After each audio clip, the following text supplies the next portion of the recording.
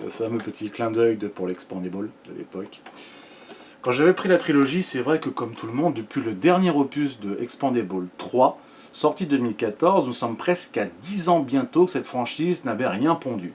C'est vrai que l'acteur vieillit énormément, vu qu'on se rapproche quand même qu'il a quand même plus de 76 balais. On va pas se mentir, notre Stallone a quand même pris beaucoup de rides et surtout a perdu beaucoup en termes de tonus sur le plan musculaire, c'est tout à fait légitime en soi. Donc Expandable 4, qu'avons-nous dans l'affiche et sur le plan du casting? Toujours son pote Jason, Dolph, on n'a plus Schwarzy, on n'a plus Jet Li. Malheureusement de la maladie de Bruce Willis, qui donc a été remplacé par Harrison Ford, il n'y a plus rien derrière. On est sur un mec complètement lambda qui n'a aucun intérêt. Dans le spoil complet, nous savons que sur un budget de 100 millions, beaucoup de gens ont critiqué ce film en disant qu'il était vide, sans scénario, les actions étaient médiocres et tout ça. Notre presse, majoritairement, a mis ce film à 1,3 sur 5. Les commentaires hallucinés avec le reste ne mettent pas plus de 2,5. Honnêtement, je le mets à 3 sur 5 parce que le scénario m'a quand même conquis ainsi que les scènes. Ce qui m'a énormément gêné, c'est quand même le casting de 2 personnes. Alors, sans avoir ce côté, le problème du macho, parce que le problème c'est que nous avons quand même 2 actrices féminines qui ne se collent pas. Megan Fox, je suis désolé, mais comme elle pue le botox, c'est une femme qu'on a envie de buter parce que depuis Transformers, elle n'a rien dans son palmarès. Elle méritait même pas d'avoir ce genre de rôle parce qu'elle est stridente, désagréable, désobligeante. Il n'y a rien en termes de ce qui ferait une femme d'action. C'est ça qui m'ennuie le plus par rapport à elle. Et une autre demoiselle, la Madame Levitran, qu'on a vue dans Deadpool, la femme asiatique au pouvoir de mutante, assez cool en disant « Salut Wade !» pour le petit rappel, le petit clin d'œil. Grosso modo, nos acteurs sont vieillissants et on le voit bien. Dolph, on voit bien qu'il porte des lunettes, qu'il a du mal à tirer, qui a arrêté l'alcoolisme et à la fin se remet à l'alcool pour pouvoir mieux tirer. Jason représente à lui-même 90% du film. Certains commentaires, pour ne pas spoiler, l'en parlaient, je préfère vous le dire clairement. Nous avons Stallone qui meurt. Direct. On le fait buter. Et la vengeance de Jason, c'est justement de faire en sorte que son camarade soit vengé pour retrouver la personne qui est responsable de sa mort. Dans cette partie, ce qui est assez intéressant, c'est que la mort justement de Barney va faire paraître un vieux dossier pour pouvoir savoir qu'il était une taupe depuis longtemps qui avait tué 8 à 9 camarades de Barney dans ses premières équipes de Expandable. Donc le sujet, c'est que quand Jason va découvrir ça, foudrage, il va être exclu des Expandables pour justement faire cette espèce de vendetta, alors que l'autre groupe va aussi rechercher justement les deux au même endroit. Le film, en fait, se sépare, est assez court, sur 1h40. On a l'impression qu'on voit que 3 à peine 4 scènes du film, et après, tout s'enchaîne rapidement, tout se fait, mais sur un plan qui est long et fastidieux. Cette partie-là est très latente, surtout pour le spectateur. Dans la partie de l'interaction des scènes d'action, les scènes d'action sont tout à fait à l'attente des films Expandable, justement dans la manière, dans le côté infiltration et l'esprit commando. Là où on part en dérisoire sur la partie propre des Expandables à part de Jason, ils se font choper direct et ils se font cueillir comme pas possible.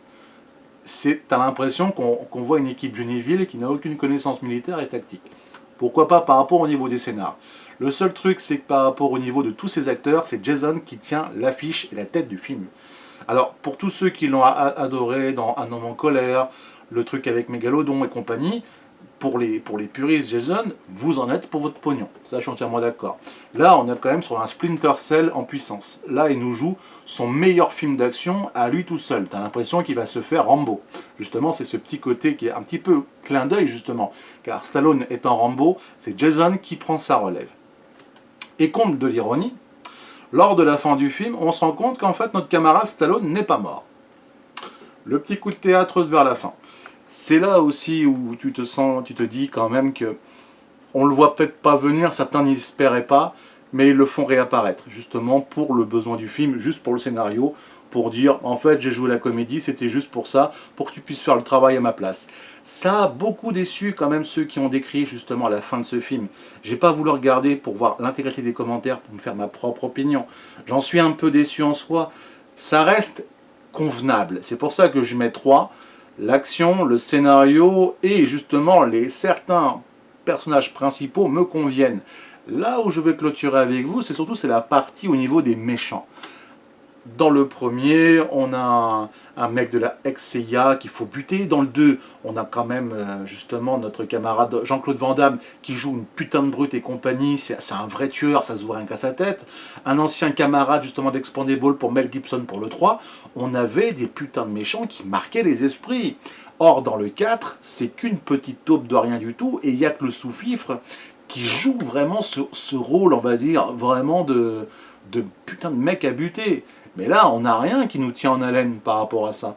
Et c'est ça, franchement, qui me désole le plus. C'est qu'on part sur un putain de sous-fifre, on a l'impression que son boss, ça va être genre King Kong en face, il sera encore pire que lui, et c'est l'effet inverse. Ça m'a beaucoup désolé par rapport à ça, parce que ça m'a vraiment déçu. Mais vraiment déçu, parce que je m'attendais à mieux. Alors, beaucoup ont décrié en disant qu'un film de 100 millions, c'est qu'un film de petit budget. Pour ce qu'il est, en lui-même, en termes de film d'action, honnêtement, c'est acceptable. Ça pourrait être mieux, je suis entièrement d'accord par rapport au niveau des critiques. Mais est-ce que ça clôture aussi la fait que justement Stallone avait annoncé lors justement des interviews, ça serait peut-être donc la fin du personnage de Barney, qui ne ferait pas donc un 5e Expandable. En vue du résultat de Expandable 4, nous sommes sur la première semaine de séance, je vous avouerai un truc, je ne pense pas que s'il le continue, ça marchera. Les points forts d'Expandable 1 et 3, c'est que tu les regardes sans vaciller. Bon, honnêtement, je vais prendre le 4 en VOD après la séance cinéma. Je ne vous cache pas qu'à ce moment-là, je me dis, vas-y, je me ferai plaisir pour ma bibliothèque et de le revoir et tout ça. Mais j'en attendais quand même beaucoup plus, surtout presque 10 ans après, depuis 2014. Donc, mon avis sur ce spoil depuis le début à la fin,